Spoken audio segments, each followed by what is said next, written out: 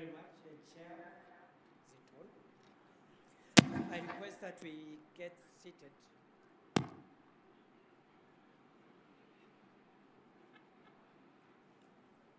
Colleagues and friends, it's very challenging to speak the very last after 3 days of hard work, because delegates would want to get home, and the law of diminishing returns is at work. But it's also an opportunity and a benefit, because for the same reason that we all want to get traveling home, concentration capacity is at its lowest, and therefore the last speaker can get away with anything. It is with great optimism I deliver these remarks at the conclusion of a very successful 9th Devolution Conference held in this beautiful and vibrant county of Homa Bay. I commend the Homa Bay County for once again demonstrating its capacity to host national events with excellence and distinction, having only recently hosted the 2025 Madaraka Day celebrations with remarkable success. The warmth of the people of Homa Bay, the efficiency of the leadership of Homa Bay County, and the flawless logistical arrangements enjoyed here speak volumes about what devolution can achieve. This conference, therefore, comes at an opportune time, resonating with the hopes and dreams of every resident of this county, for its testament to the true spirit of devolution and the vision of equal development and opportunity across the length and breadth of this great Republic of Kenya. Ladies and gentlemen, friends and colleagues, over the past 4 days, the 9th Devolution Conference has served as a critical policy forum, facilitating evidence-based dialogue, peer learning, stakeholder reflection on the trajectory of Kenya's devolution agenda. Participants have rigorously interrogated data, shared subnational innovations, synthesized citizen feedback, and reaffirmed our collective commitment to embedding equity, inclusion, and social justice into the fabric of the devolved government's structure. The 9th Devolution Conference has brought into sharp focus some of the most enduring and structural challenges facing devolution today. Significantly, the deliberations have been grounded in data, participatory evidence, and collaborative results. Additionally, this conference has served as a mechanism of accountability, reaffirming that devolution is more than a constitutional aspiration. It is a practical and developmental instrument for advancing spatial equity, participatory democracy, and transformative service delivery. In so doing, the conference has underscored the future of devolution lies in institutional innovation, shared responsibility, and policy execution that centers on the citizen. The deliberations of this conference were structured under particular themes. The good governance theme reaffirmed a central truth that public participation, civic engagement, social accountability, and fidelity to the rule of law are not just discretionary ideals. The deliberations on human rights and social justice brought into sharp focus the imperative of embedding a rights-based approach within our devolved governance structures. As we bring this year's Devolution Conference to a close, I reaffirm the national government's unwavering commitment to strengthening devolution, because devolution remains our most powerful tool for driving inclusion, equity, and social justice for us prosperous Kenya. I commend the National Treasury for maintaining a strong disbursement performance despite the prevailing fiscal situation. And as the Minister has said, as of end of June 2025, all the disbursements, including the arrears of the previous financial year, have been settled. I encourage continued collaboration of the national and county governments in the execution of key priority projects that we are partnering to deliver. For example, the county aggregation and industrial parks, which remain a critical anchor to the job creation agenda. In the health sector also, through the partnership of both levels of government, Kenya has now enrolled in excess of 25.5 million residents under Taifa Care, administered by the Social Health Authority, SHA. This is a major step towards achieving universal health coverage. The national government will be reaching out to county governments to activate a joint plan to engage our young people in targeted interventions. The young people of Kenya have expressed their reservations with the government's speed and efficiency in executing the agenda for job and income opportunity creation. Tied to these reservations are concerns relating to integrity and transparency and accountability.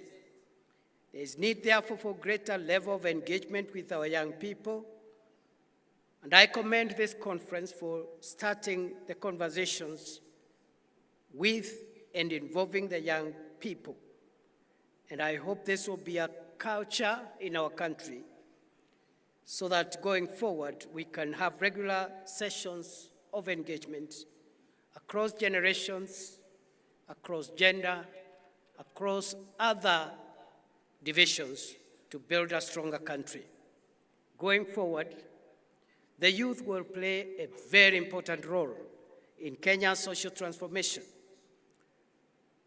And therefore, we hold them dearly as part of our endeavor to create national solutions for the problems facing our society today.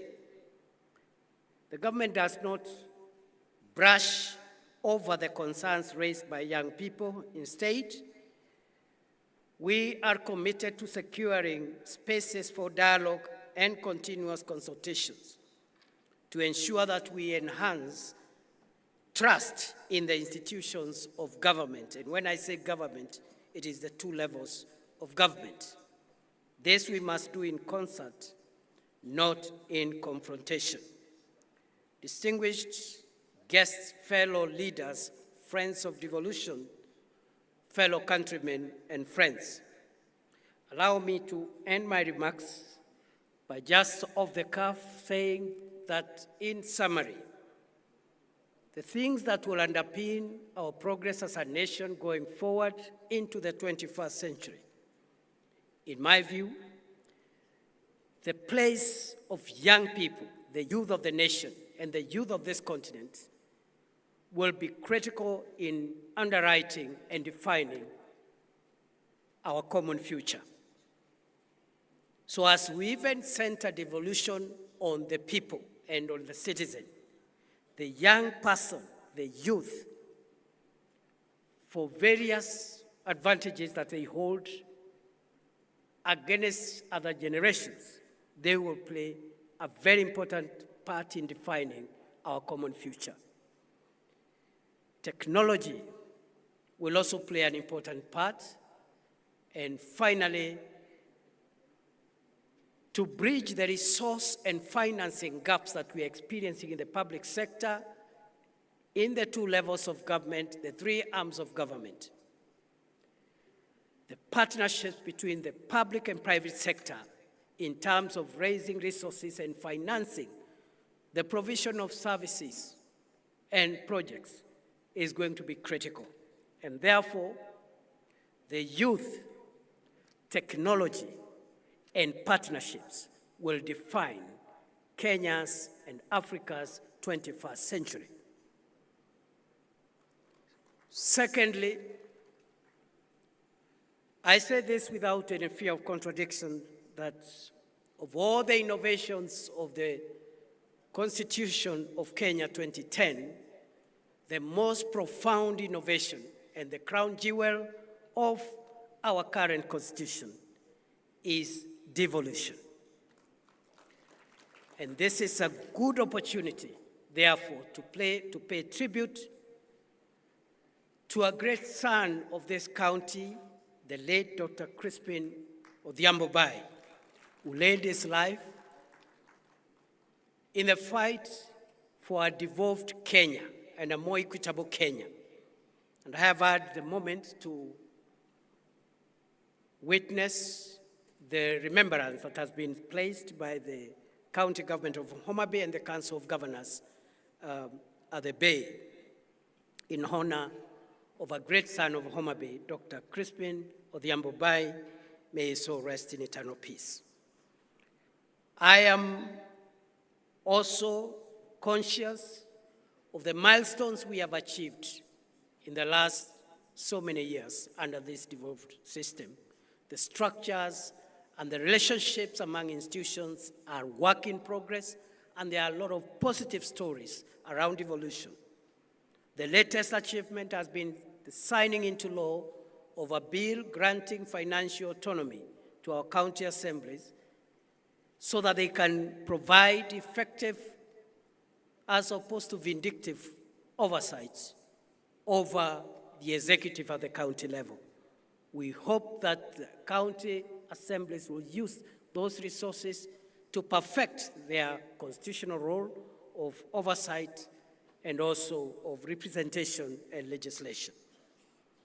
The threats that face us going into the 21st century, number one is corruption and abuse of resources meant for the provision of public services, and this affects both levels of government, the national government and the county governments.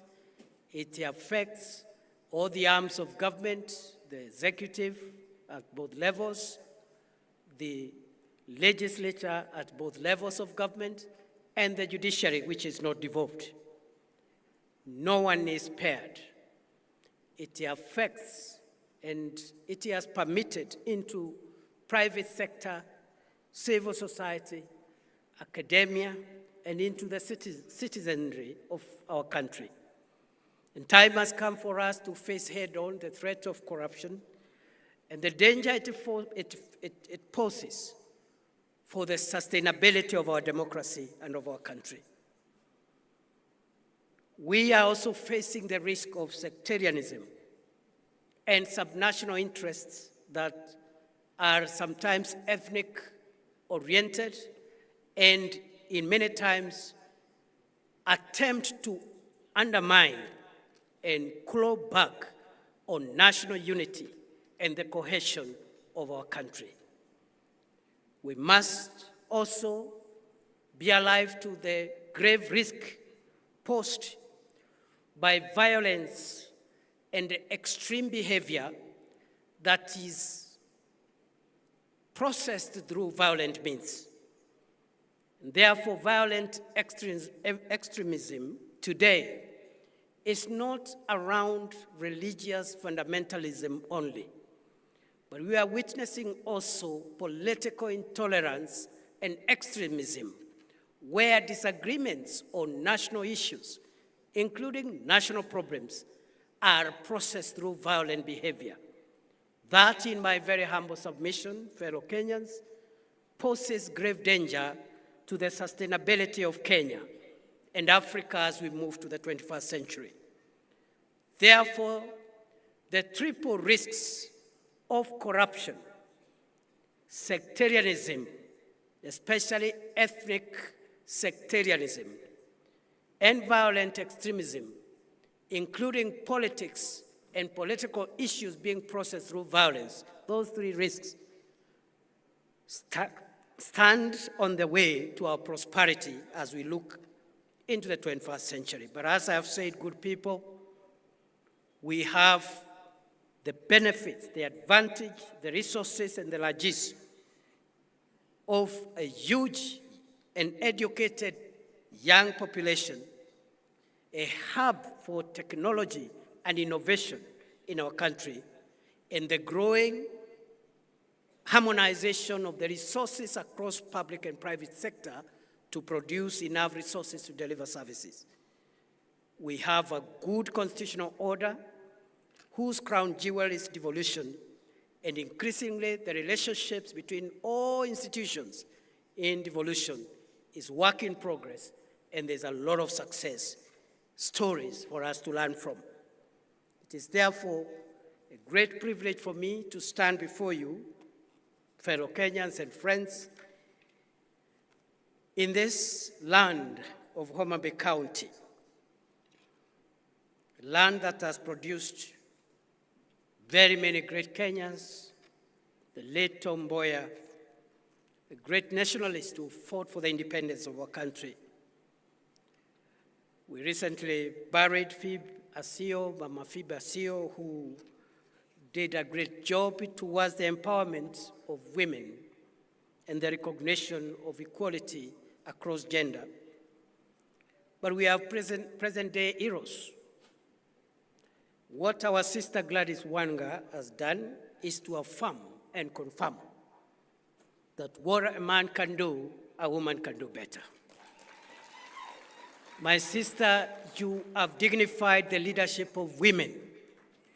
Going forward, let there be no doubt about what a woman can do as a leader. We applaud you, and you're a good example to our sisters and our daughters, so that we can know that a woman is just as good, if not better, a leader than the rest of us. So thank you very much, Gladys. But we have our great son here of Homa Bay, John Buddy, the first National Treasury Minister from this region, courtesy of President William Ruto. The first National Treasury or Finance Minister from this part of the world and this part of the country, who in a record 1 year has turned around, demystified the National Treasury, simplified the complexities around public finance in the National Treasury. And with the support of the President and the rest of his colleagues, those of us who sit with him in cabinet, John Buddy is on the way, is on the road, in my estimation, of becoming perhaps one of the best finance ministers Kenya has ever had. Thank you, John. You have our support. I know we have other leaders here. My brother, Moses Kajwang, my high school mono of many years, has also done a good job as a young person. He's now a very experienced senator, and he's come out as a very strong and principled leader, very articulate, issue-driven. He's never petty. I salute you, Senator Moses Kajwang. And I think Homa Bay has done very well. We have our colleagues in the National Assembly, all of them great people in their own right. But because we are in Homa Bay town, the contribution of George Opondo Kaluma as a parliamentarian has been quite profound. We salute you, Mheshimiwa Kaluma, and the other colleagues from this region. You've done us proud. I have many things to say about Homa Bay and the people around here. And, I agree, actually, as Gladys keeps on mentioning, this is the county of endless potential. I have had the privilege to work as a Cabinet Secretary for Interior, and my colleague, P.S. Raymond Omolo, who also comes from this county, did a fantastic job while we served with him, and I think until now, even under the new minister, is delivering For Kenya, a fairly young leader holding one of the most crucial dockets in the government of the Republic of Kenya, again, courtesy of President William Ruto. Good people, I don't want to stand between you and lunch and your journeys home. Let me wish you safe travels and God's blessings. I wish you well in whatever you do. I pray that when you get home, you'll find your family safe, and we will continue interacting even more. Thank you, Homa Bay County. Thank you, Council of Governors. Thank you, all partners. And thank you, all colleagues who have made this possible. Thank you. God bless you, and God bless Kenya.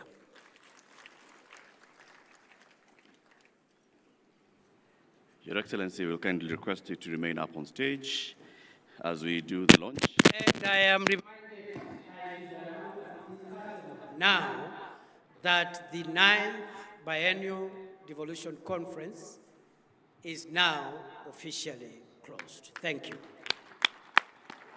Asante sana, Your Excellency. We'll request you to now proceed to launch the Model School Feeding Policy. You'll be accompanied by the Chair and the Vice Chair of the COG, the Whip of the Council, the host, Governor, plus I would also like to welcome up on stage Shalom Diku from Food for Education to come and join here. We are going to do a countdown as His Excellency the Deputy President then launches for us the Model School Feeding Policy. You'll help me count down for him from 10 to 1. Your Excellency, you will just press the button when we get to 1.